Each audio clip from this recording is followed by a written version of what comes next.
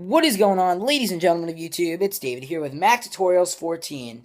And so in today's video, I'm actually going to be talking about a really awesome, interesting concept that actually just came out. So anyway, if you've been living under a rock for the past week or so, an iOS 8 through 8.1 jailbreak was released as soon as the day after 8.1 dropped. Now, this was actually really funny because if you actually listen to Let's Talk Jailbreak, which is the podcast that iDownloadBlog runs, you'll actually hear that, Jeff and Cody were laughing about it on this week's episode, but you'll actually hear them say, the jailbreak community is dying right now. I mean, people are still posting stuff on Reddit, but as for developers, no one seems interested. It's probably going to be a while if we see one, and if we see one, it's probably going to be today.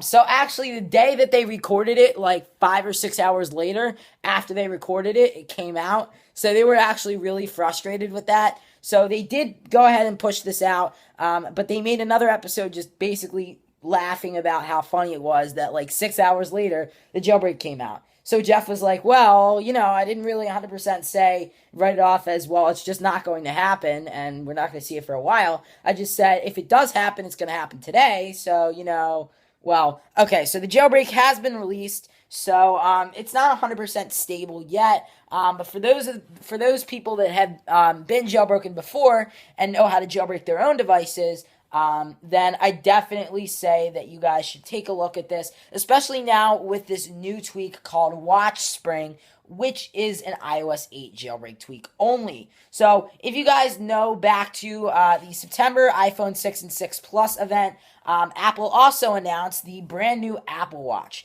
So the Apple Watch will be coming to store shelves early 2015. They did not pinpoint a exact release date on that, but I assume as soon as 2015 rolls around that Apple will hold some kind of event or some kind of press thing telling everyone that yes, it's going to come out on this day, maybe February, maybe March, April, whenever, but it's going to come out on this day specifically. It'll be in store shelves. People can pick it up. So another thing that we had noticed is when this was getting rumored, a lot of people were coming up with their own ideas for things. So one of the things is the fact that, was this thing going to run iOS or a modified version of iOS? So this thing does run a modified version of iOS. And this is a lot of Android users have one of these arguments where they're like, well, ever since iOS came out, 7 years ago, iPhone operating system, they've been maintaining the exact same design, which is true in a sense. So now that this Apple Watch is coming out, it does look a little bit different. The icons are circular and they're more fit to fit to the screen for the Apple Watch. If they had a modified version of iOS that looked a lot more like iOS for the iPhone, iPad, and iPod Touch, it just wouldn't be good if it was just basically ported to the Apple Watch with a couple of modifications and it looked the exact same. I don't think it would look right. So Apple has done this. And so now it got a lot of people to thinking after this conference, well, what would this user interface, what would this UI look like on an iPhone? So actually last week, someone actually figured out how to, it was just a concept.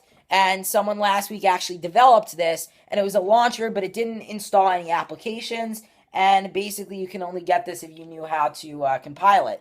So someone actually, as of like 3 or 4 days ago, someone compiled, this and actually put this package on Cydia, and you have to install a repo.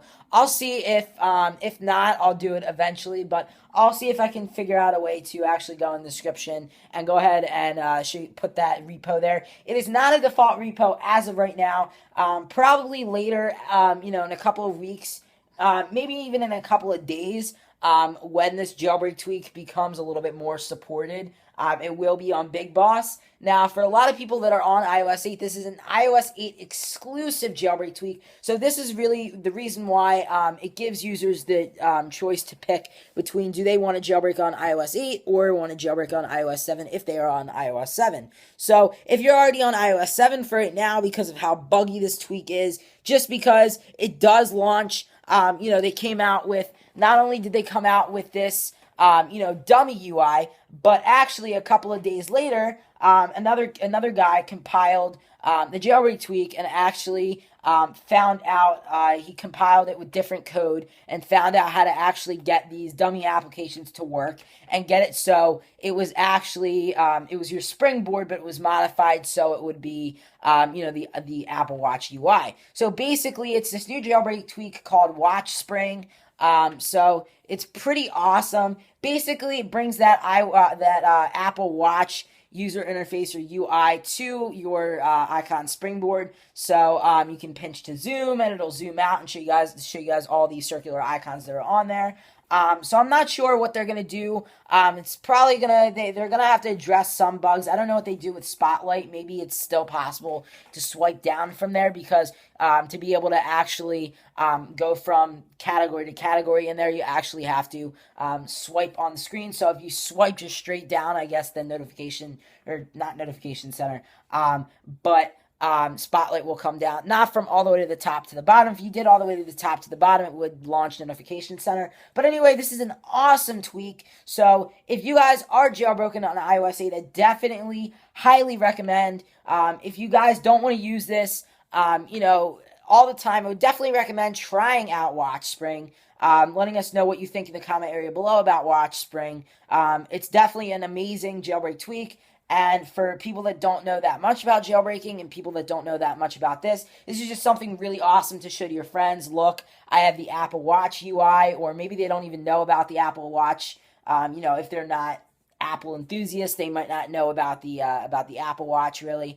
But you could say, hey, look what I can do, show them your phone and show them that, you can do this pinch to zoom and all these different things that the Apple Watch can do, but you can do it on your iPhone. So it's definitely an interesting concept. I'm not sure how good it works. I haven't been able to test it out for myself. And also, too, I have been getting reports that people are actually getting booted into safe mode. So I think you do have to, in order for this to work, you have to either manually install this package or do something along the lines of it. So if you do get safe mode, just go ahead and hold up on the volume up key as long as you have that. Or if you don't, and if it's an older device, which it's not all of the devices that have iOS 8 now have volume buttons, so you should be okay. But if your volume buttons are broken, I think there's a way to modify it so you can actually use the ones on the Apple EarPods or, just the volume clickers to click it up or down. So, that would basically just disable all this substrate add-ons that come installed through Cydia, and you could go ahead and reinstall it that way, and you'd be able to boot in your phone. So you also have to make sure you have the latest version of Cydia Substrate installed. That is definitely, a really, really good thing. If you do not have the latest version of Cydia Substrate installed, you might want to go ahead and do that.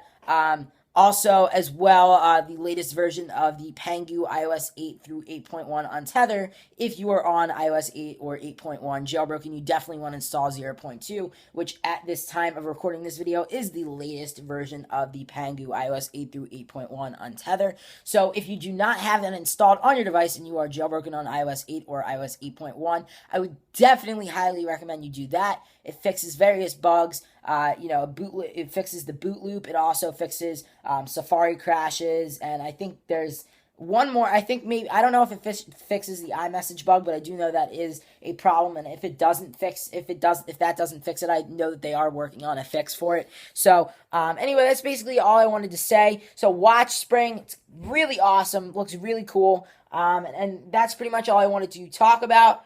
In terms of that. One more thing before I go. I did want to say I was actually checking through, actually two things. So I was actually checking through both iJailbreak DM and Let's Talk Tech. So if you don't know what those two things are, I'm going to briefly, describe them and basically tell you guys about them. If you're a new subscriber, if you've been around for a long time, then you know what these are.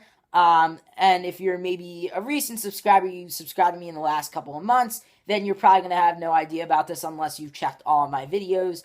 But basically, what it comes down to is Let's Talk Tech was basically a podcast that I had I released like 10, 11 or so episodes of this podcast. So I was thinking about bringing it back. Now, I can't bring it back on my Mac Tutorials 14 just yet, just because of the fact that I do have a content ID strike, and it will not let me upload videos currently longer than 15 minutes, and it won't let me stream live through that YouTube account. So if I do want to actually bring this back within a 6-month time period, I am going to actually need to go ahead and bring this back on the Macintosh Man. So if I do decide to bring this back, which you guys are going to be the deciding factor. If I do decide to bring this back, at least, in a 6-month time period, then, I will post it. I will post it on the Macintosh Man. Also, iJailbreak DM was basically a blog that my friend Max and I had started. Max from Another Apple News.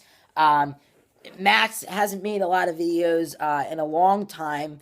I don't know if he will again. We haven't been in contact for a while. The story is, he's a year younger than me, so I'm in high school, he's in middle school. We're both doing our own work. Now with high school, I'm more involved in school. I got to be doing school and homework, and, I'm not so worried about, even though I am worried about creating content for you guys, other than creating content for you guys, really, I'm focused on doing schoolwork and, family things and stuff like that. So I really haven't talked to him that much, maybe briefly. So I don't know. It might be coming back.